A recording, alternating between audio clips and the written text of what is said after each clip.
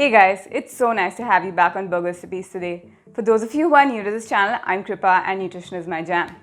So in a world where we wake up to a new diet every single day, if you're considering going vegan, this one's for you. So there's some real concerns with regard to meat in terms of the ethical treatment of animals, the environmental impact, and even the hormones that are pumped into meat nowadays. So if you're avoiding meat because of religious purposes, because you love the environment or even animals, great. But if you feel like that's your only option to get fitter or lose some weight, please hold on. Recently, I just came across a documentary that claimed that the only way to eat healthy was to give up all animal produce. Now here's the thing, out of the 85 studies used, 82 did not support these claims. 2 possibly did, and only 1 did. So that's like picking out one white button from a stack of black buttons and saying the entire stack is white.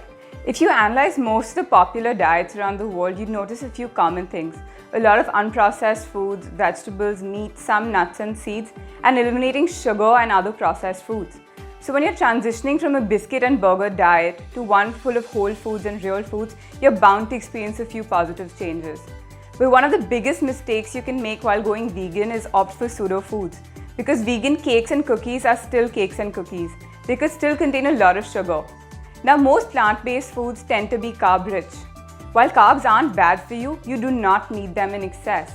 Because in excess, they will spike your blood sugar and create inflammation, which creates a host of problems. Another misconception is that you need copious amounts of protein to function well.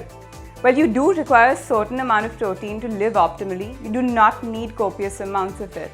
If you struggle to meet your needs, opting for a vegan protein powder can be truly beneficial to your case.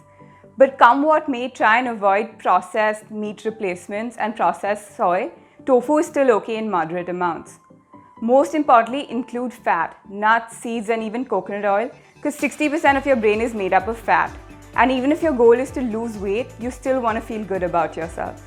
And like I always say, think about food in terms of nutrients and not just calories. You want to make sure you're getting enough vitamins and minerals through your food.